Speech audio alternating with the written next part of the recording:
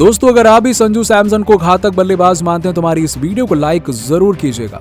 दोस्तों हार्दिक रोहित ने नहीं दिया मौका, गब्बर ने दिखाया भरोसा तो संजू ने बल्ले से मचा दी तबाही। केवल छक्कों में डील करते हुए उन्होंने ये बता दिया कि आखिर वो ऋषभ पंत से बेहतर बल्लेबाज क्यों है। एक नहीं, दो नहीं, तीन नहीं बल्कि 14 छक्के लगाते हुए संजू सैमसन ने शतक पूरा किया और न्यूजीलैंड को हिला दिया। मौका मिलते ही संजू ने बल्ले से मचाया कोहराम। उसका पूरा वीडियो हम आपको दिखाएंगे, लेकिन उससे पहले आप सभी को क्या लगता है कि संजू सैमसन और ऋषभ पंत में बेहतरीन विकेटकीपर बल्लेबाज कौन है? इस बात का जवाब नीचे हमें कमेंट सेक्शन में जरूर दीजिएगा। दोस्तों टीम इंडिया में बार बार ऋषभ पंत को ढोया जा रहा था। रोहित शर्मा से लेकर हार्दिक पांड्या तक ने पंत पर भरोसा दिखाकर संजू को हमेशा ही नजरअंदाज किया। उनके टैलेंट को हमेशा ही दबाया गया, लेकिन कहते हैं ना कि उभरते हुए सितारे को कोई कब तक ही दबा सकता है। जी हां, न्यूजीलैंड के खिलाफ पहले वनडे मैच में कुछ ऐसा ही देखने को मिला। शिखर धवन ना सिर्फ एक अच्छे इंसान है बल्कि वो एक बेहतरीन कप्तान भी है। गब्बर ने पहले वनडे मैच में फैंस के फेवरेट संजू को टीम में जगह दी है और उन्होंने इस धाकड़ विकेटकीपर बल्लेबाज के टैलेंट की कद्र की और प्लेइंग 11 में खेलने का मौका दिया। इसके बाद फिर क्या था, भूखे शेर की तरह मैदान में उतरे संजू ने दिखा दिया कि उन्हें ऐसे ही महेंद्र सिंह धोनी का उत्तराधिकारी यूं ही नहीं कहा जाता, क्योंकि वो धाकड़ विकेटकीपर बल्लेबाज हैं इसलिए कहा जाता है। सैमसन की बल्लेबाजी से कप्तान शिखर धवन बेहद खुश नजर आ रहे थे।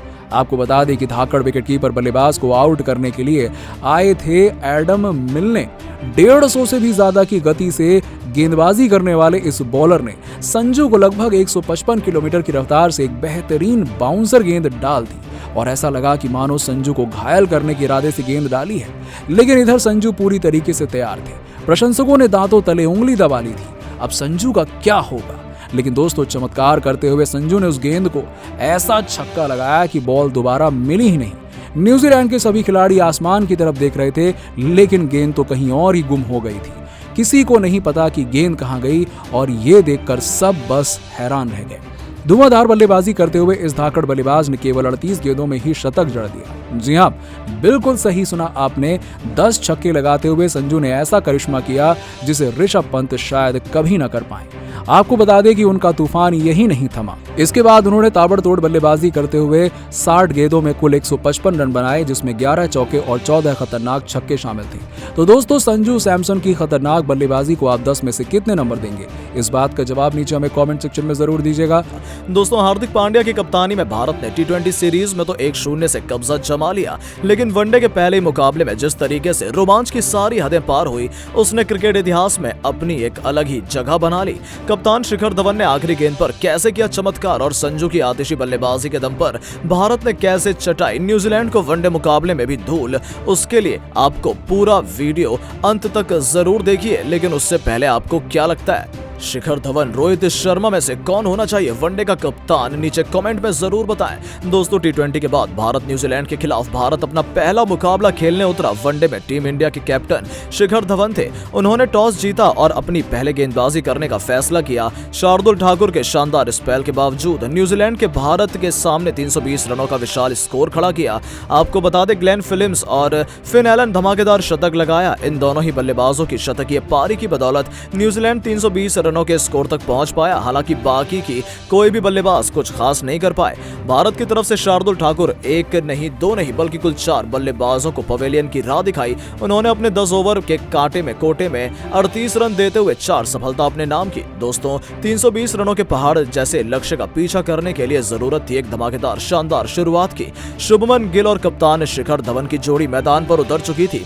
पहले ही ओवर में गिल ने 2 चौके के साथ अपनी पारी की शुरुआत की। उनकी बल्लेबाजी को देखकर यही लग रहा था कि वो आज तबाही के मूड में बल्लेबाजी करने आए हैं और उन्होंने किया भी कुछ ऐसा ही। पहले 5 ओवर में उन्होंने टीम के स्कोर को 45 रनों के पार पहुंचा दिया। मुकाबला वनडे का चल रहा था, लेकिन शुभमन गिल T20 के अंदाज में बल्लेबाजी कर रहे थे। दूसरी तरफ से शिखर धवन स्ट्रगल कर रहे थे, जो वहीं गब्बर थोड़े असहज महसूस कर रहे थे। लेकिन तभी दूसरे छोर पर खतरनाक बल्लेबाजी कर रहे शुभमन गिल को टीम सऊदी ने कैच आउट आउट कराकर पवेलियन की राह दिखा दी। सऊदी की गेंद पर बड़ा शॉट लगाने के चक्कर में गिल बाउंड्री पर कैच थमा बैठे। उनकी जगह बल्लेबाजी करने आए थे सूर्य कुमार यादव। शिखर धवन के साथ मिलकर सूर्या ने भारतीय पारी को आगे बढ़ाने की जिम्मेदारी अपने कंधों पर ली, लेकिन दोनों ही बल्लेबाजों ने टीम इंडिया को देखते देखते 100 रनों के पार पहुंचाया। भारत एक अच्छी स्थिति में लग रहा था, लेकिन तभी एक और झटका लगता है और सूर्य कुमार यादव भी 110 रनों के स्कोर पर पवेलियन लौट गए। आपको बता दें कि सूर्या ने 35 रनों की पारी खेली थी।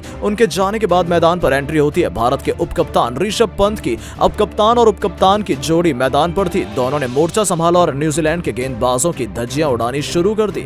वर्ल्ड कप में ऋषभ पंत को कुछ खास मौके नहीं मिले थे, जिसका गुस्सा उन्होंने न्यूजीलैंड के खिलाफ उतारा। धवन के साथ मिलकर उन्होंने ताबड़तोड़ बल्लेबाजी करते हुए भारत को देखते देखते 220 रनों के पार पहुंचा दिया और केवल 39 गेंदों में ही 50 भी जड़ दिए। दूसरी तरफ शिखर धवन ने 75 गेंदों का सामना करते हुए 65 रन बनाए थे। वहीं एक तरफ से पारी को संभालकर बल्लेबाजी कर रहे थे और कप्तान होने की भूमिका को बखूबी निभा रहे थे। दूसरी तरफ से पंत ने आक्रामक बल्लेबाजी जारी रखी। मुकाबला 40 ओवर के पार पहुंच गया। टीम इंडिया 240 रन बना चुकी थी। ऋषभ पंत और शिखर धवन खतरनाक अंदाज में बल्लेबाजी कर रहे थे। भारत को अगले 10 ओवर में जीत के लिए 90 रनों की दरकार थी। 41वें ओवर में गेंदबाजी करने आए ट्रेंट बोल्ट की 2 गेंदों पर 2 छक्के लगाते हुए ऋषभ पंत ने यह बताया कि बॉस वही है। इसके बाद अगले ओवर में इस जोड़ी की गेंद पर भी बड़ा शॉट खेलने के चक्कर में ऋषभ पंत अपना विकेट गवा बैठे। भारत के लिए यह तगड़ा झटका था, क्योंकि पंत बहुत ही खतरनाक बल्लेबाजी कर रहे थे। 50 गेंदों में 80 रन ठोककर ऋषभ पंत ने भारत को मुश्किलों से तो निकाल लिया था, लेकिन अभी भी जीत काफी दूर थी। अब उनकी जगह आ गए थे संजू सैमसन। दूसरी तरफ से कप्तान शिखर धवन भी अपने शतक के करीब हैं। 100 गेंदों में शिखर धवन 90 रन बना चुके थे और उनका साथ निभाने आए संजू। 44वें ओवर में गेंदबाजी करने आए फर्ग्यूसन की गेंद पर खूबसूरत चौके के साथ गब्बर ने अपना शतक पूरा किया और बता दिया कि उन्हें कभी कितना क्रिकेट उनमें बचा हुआ है। अब अगले 5 ओवरों में भारत को जीत के लिए 50 रनों की दरकार थी। संजू और गब्बर की बल्लेबाजी को देखते हुए ऐसा लग रहा था कि यह लक्ष्य भारत आसानी से हासिल कर लेगा, लेकिन यह आसान नहीं होने वाला था। 48वें ओवर में भारत केवल 285 रन ही बना पाया। 2 ओवर में टीम इंडिया को जीत के लिए 35 रनों की दरकार थी। 49वें ओवर में बाजी करने आए थे टीम सऊदी और उनकी पहली 2 गेंदों पर संजू सैमसन में 2 छक्के लगाए और पूरा मुकाबला ही पलट दिया। संजू की बल्लेबाजी देख सऊदी भी नर्वस हो गए। हालांकि सऊदी ने अगली गेंद पर वापसी की और संजू को एक भी रन बनाने नहीं दिया। चौथी गेंद पर संजू सैमसन ने शानदार चौका लगाया। 4 दिनों में कुल 16 रन आ चुके थे। 5वीं गेंद पर बड़ा शॉट लगाने के चक्कर में बाउंड्री पर कैच आउट हो गए और एक बार फिर से मुकाबला फंस गया। केवल 13 गेंदों में ताबड़तोड़ 29 रन ठोककर संजू ने धाकड़ बल्लेबाजी की थी। अब मैदान पर आ गए थे शार्दुल ठाकुर। उन्होंने आते ही टीम सऊदी की आखिरी गेंद पर चौका लगाते हुए भारत को 300 रनों के पार पहुंचा दिया और अब आखिरी ओवर में जीत के लिए भारत को जरूरत थी 15 रनों की। गब्बर स्ट्राइक पर थे। उन्होंने पहली गेंद पर शानदार छक्का लगाया, जिसमें ट्रेंट बोल्ट की गेंद पर पहली ही गेंद गब्बर ने स्टेडियम में दे मारी। उसके बाद फिर क्या था, अगली गेंद पर भी शिखर धवन चौका लगाना चाहते थे, लेकिन गेंद इतनी तेज थी कि बाउंड्री पर फील्डर खड़े रहकर जेम्स निशम ने उसे रोकते हुए तुरंत गेंदबाज के पास फेंका और इस गेंद पर केवल 1 रन ही बन पाया।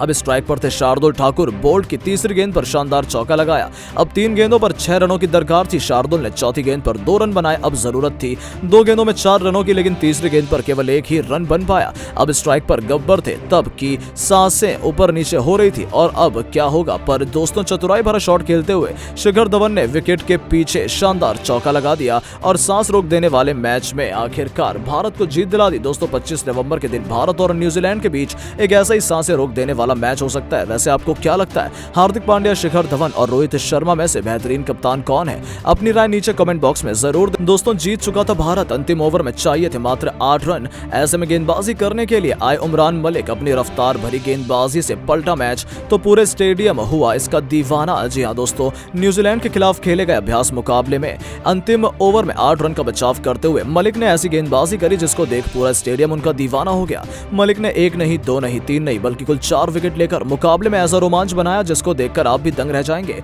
आखिरकार कैसे मलिक ने अपनी खतरनाक गेंदबाजी से भारत को मैच हराया, ये तो आपको बताएंगे। साथ ही साथ इस रोमांचक मुकाबले के रोंगटे खड़े कर देने वाली हाईलाइट का वीडियो भी आपको दिखाएंगे, तो वीडियो को पूरा एंड तक जरूर देखिएगा। लेकिन उससे पहले आपको क्या लगता है, उमरान मलिक, शोएब अख्तर और जसप्रीत बुमराह में से कौन है खतरनाक गेंदबाज? इस बात का जवाब नीचे कमेंट बॉक्स में जरूर दीजिएगा। दोस्तों न्यूजीलैंड के खिलाफ 3 मैचों की वनडे सीरीज में खेली जा रही है, जहां पर टी20 सीरीज में भारतीय टीम को 1-0 से जीत तो मिल चुकी है, लेकिन अब वनडे सीरीज के लिए भारतीय टीम पूरी तरीके से तैयार है, जहां पर भारत और न्यूजीलैंड के बीच पहला मुकाबला 25 नवंबर को ऑकलैंड के मैदान पर खेला जाएगा। इस मुकाबले से पहले आज एक अभ्यास मुकाबला खेला गया। इस अभ्यास मुकाबले में उमरान मलिक ने अंतिम ओवर में भारतीय टीम को जीत दिलाई। दरअसल भारत और न्यूजीलैंड के बीच खेले गए अभ्यास मुकाबले में न्यूजीलैंड के कप्तान केन विलियमसन ने टॉस जीतकर पहले गेंदबाजी करने का फैसला किया और भारतीय टीम ने पहले बल्लेबाजी करते हुए ताबड़तोड़ अंदाज में बल्लेबाजी का परिचय दिया और 50 ओवर में मात्र 250 रन बनाए। लेकिन 251 रनों के लक्ष्य का पीछा करने के लिए जैसे ही न्यूजीलैंड की टीम उतरी तो न्यूजीलैंड की टीम ने काफी ज्यादा खतरनाक बल्लेबाजी करते हुए सभी को हैरान कर दिया। आपको बता दें कि न्यूजीलैंड की टीम ने शानदार बल्लेबाजी करते हुए पावर प्ले में 50 रन बटोर लिए, लेकिन अभी भी 40 ओवर में 200 रन की आवश्यकता थी। भारतीय टीम भी काफी ज्यादा दबाव में आ चुकी थी। ऐसे में गेंदबाजी करने के लिए मलिक को बुलाया गया। हालांकि मलिक ने शानदार गेंदबाजी करते हुए एक भी विकेट तो नहीं लिया, लेकिन उनकी गेंदबाजी के अनुसार उन्होंने रन भी बहुत कम दिए। लेकिन इसी बीच मुकाबले में रोमांच आ गया, जहां पर लगातार विकेट गिरने के लिए भारतीय गेंदबाज प्रयास करने लगे। लेकिन इसी बीच जीत के लिए जब अंतिम 5 ओवर में 25 रन की आवश्यकता पड़ी तो मलिक ने शानदार गेंदबाजी करते हुए 46 और 48 ओवर में मात्र 4 रन दिए, तो वहीं बचे हुए 2 ओवर में 13 रन आ गए। ऐसे में अभी भी अंतिम ओवर में जीत के लिए 8 रन की आवश्यकता थी। गेंदबाजी के लिए शिखर धवन ने शानदार कप्तानी करते हुए रफ्तार भरे गेंदबाज मलिक को बुलाया, क्योंकि उन्होंने शानदार गेंदबाजी करते हुए सभी को हैरान कर दिया। अब सामने बल्लेबाजी के लिए मौजूद थे केन विलियमसन और गिलेन फिलिप्स और अब न्यूजीलैंड की टीम के हाथ में 7 विकेट भी बाकी थे। ऐसे में मलिक पर भारतीय टीम ने अपनी पूरी उम्मीद बेहतर गेंदबाजी के लिए जता दी। मलिक ने अंतिम ओवर में 8 रन का बचाव करते हुए पहली ही गेंद पर केन विलियमसन का सबसे बड़ा विकेट हासिल कर लिया। जी हां दोस्तों, एक ऐसा खिलाड़ी जो हमेशा खतरनाक बल्लेबाजी करने के लिए अंतिम समय पर जाना जाता है, ऐसे में उसका आउट होना भारतीय टीम के लिए अंतिम समय पर जाना बड़ा संकट दूर करने बराबर था। आपको बता दें 151 किलोमीटर प्रति घंटे की रफ्तार से डाली गई इस गेंद पर केन विलियमसन LBW आउट हो गए और जिसके बाद बल्लेबाजी करने के लिए मिचेल मैदान पर आए। यहां पर और भी ज्यादा खतरनाक गेंदबाजी करते हुए मलिक ने मिचेल को भी गोल्डन डक के रूप में विकेट कीपर के हाथों कैच आउट करा दिया, परंतु अभी भी 4 गेंदों पर 8 रन की आवश्यकता थी। ऐसे में बल्लेबाजी करने के लिए जिम्मी निशम आए और उन्होंने आते ही चौका लगा दिया। अब जब से साथ ही भारतीय टीम पर पूरा दबाव आ गया था, अब मानो लगने लगा था कि भारतीय टीम इस मुकाबले को हार जाएगी, परंतु इसी बीच शानदार गेंदबाजी करते हुए अगली ने ओवर की चौथी गेंद पर निशम को 4 रन के स्कोर पर LBW आउट कर दिया और अब बल्लेबाजी करने सेंटनर आए, जिन्होंने आते ही सिंगल ले लिया और अभी भी अंतिम गेंद पर जीत के लिए 3 रन की आवश्यकता थी। ऐसे में क्रीज पर विस्फोटक बल्लेबाज फिलिप्स मौजूद थे और इसी के बीच मलिक ने अगली गेंद पर वाइड डाल दी और 1 रन न्यूजीलैंड को मिल गया। लेकिन इस गेंद पर भारतीय टीम को नुकसान नहीं हुआ, जहां पर बल्लेबाजी कर रहे फिलिप्स को 104 रन के स्कोर पर ऋषभ पंत ने स्टंप आउट कर दिया। इसके साथ लगभग मुकाबला भारतीय टीम के पक्ष में आ गया, जहां पर जीत के लिए अंतिम गेंद पर 2 रन की आवश्यकता पड़ी और बल्लेबाजी करने के लिए उपकप्तान सऊदी आए और उन्होंने सामने आकर शानदार प्रदर्शन करने के लिए उपकप्तान सऊदी आए और बोल्ड कर दिया और मलिक के द्वारा सऊदी बिना खाता खोले क्लीन बोल्ड हो गया और इसी के साथ न्यूजीलैंड की टीम के सामने मलिक ने अंतिम ओवर में 4 विकेट लेकर मुकाबले को भारत के पक्ष में पहुंचाया और इस मुकाबले में अंतिम ओवर डालते हुए मलिक ने भारत को सनसनीखेज गेंदबाजी करते हुए जीत दिलाई, जिसको देख टीम मैनेजमेंट काफी ज्यादा खुश हुआ। तो दोस्तों, आपको क्या लगता है, उमरान मलिक न्यूजीलैंड के खिलाफ मुकाबले में खेल पाएंगे या नहीं? अपनी राय नीचे कमेंट बॉक्स में जरूर दें और ऐसी शानदार खबरों के लिए चैनल को सब्सक्राइब जरूर करें। धन्यवाद।